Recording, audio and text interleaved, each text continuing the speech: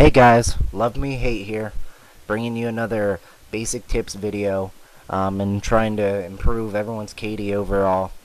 I know I've been gone for probably over a month now, but it's been because I've been working quite a bit, and also I've been trying some new video games like RuneScape and League of Legends, and a couple other miscellaneous games.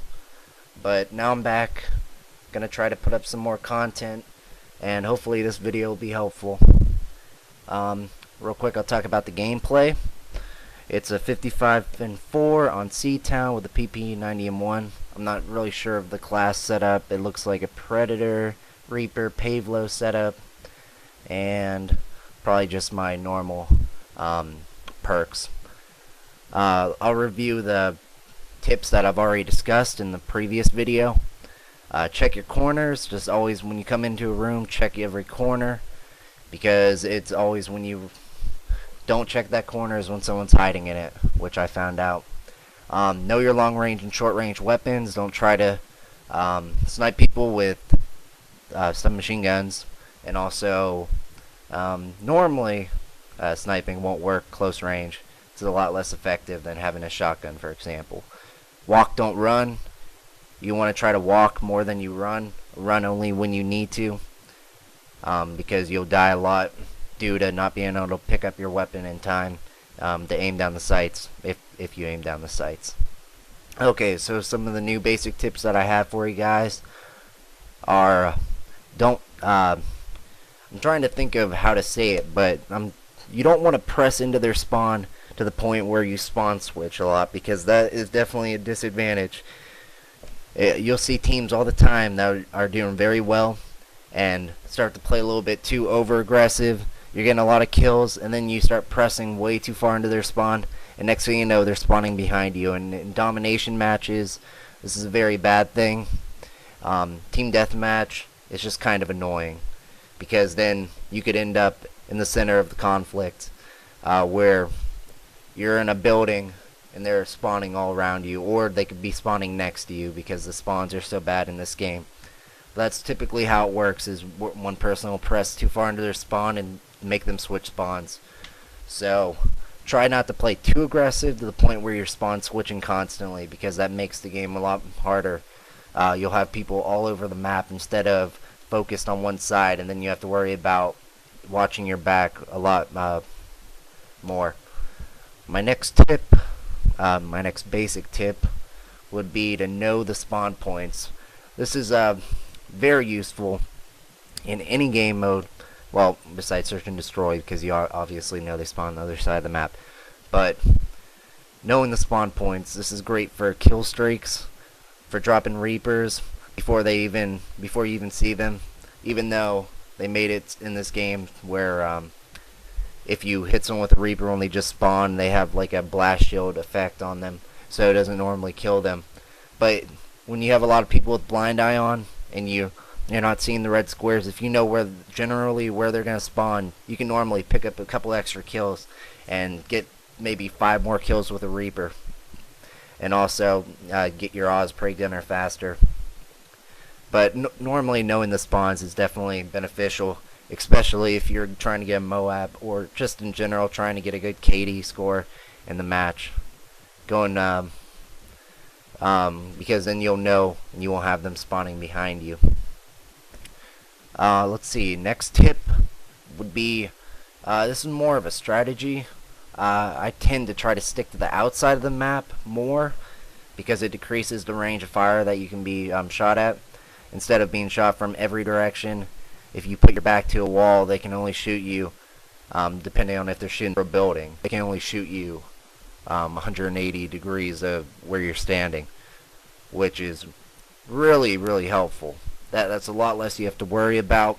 And if you're staying on the outside of the map, normally people will they'll tend to look inwards toward the map, and they won't spy you. It's a lot easier to stay alive longer. So I typically stay, because you really don't want to go towards the mid of the map where a lot of the fighting's going on, unless you're going to stay on the outside of it. You don't want to be right in the middle of it, because you will die. You might kill 2 people, but you will eventually die. Okay, my next tip, avoiding the hotspots, which I already kind of touched on.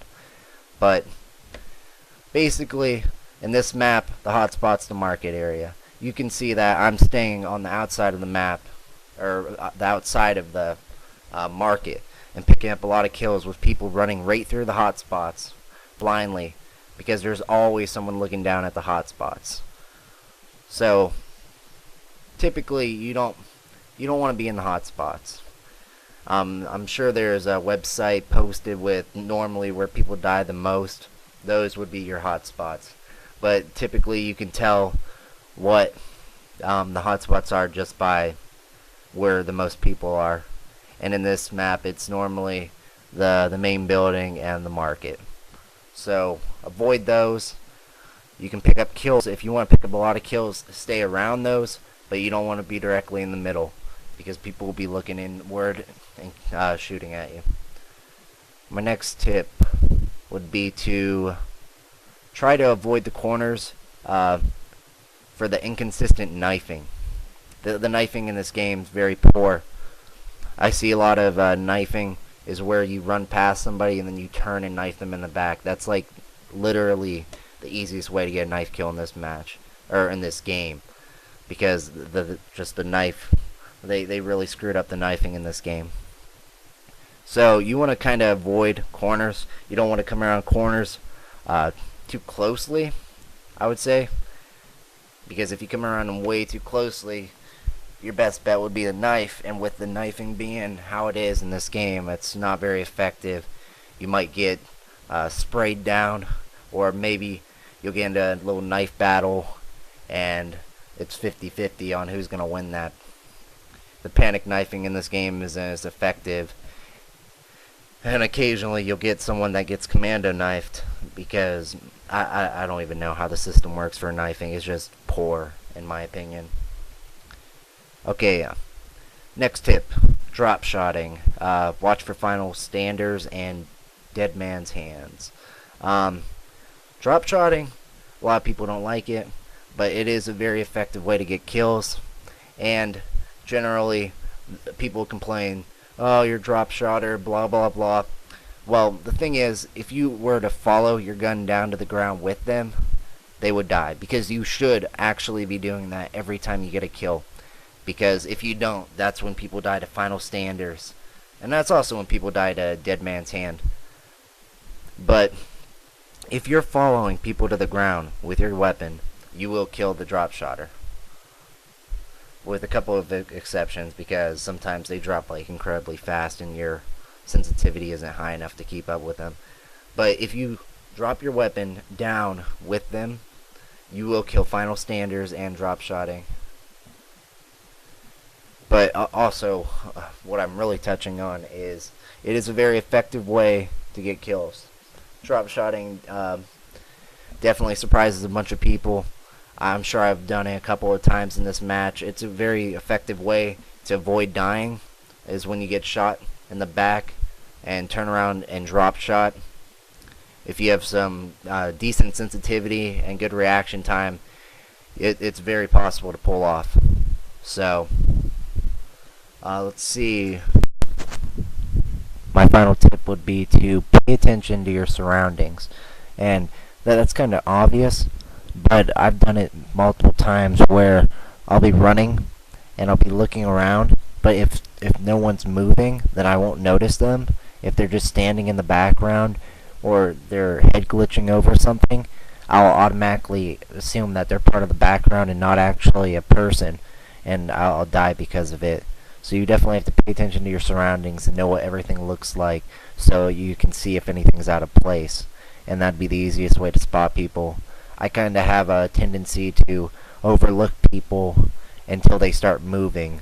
Like, of course, if they're moving, they would catch my attention faster than if they're just sitting out in the open and you just kind of overlook them. But anyways, that's it for my tip video. I hope something on this video is useful, or if anything, the gameplay was entertaining. Be putting up another one, probably one more than another series. So, hope you guys enjoyed. Thanks. Bye.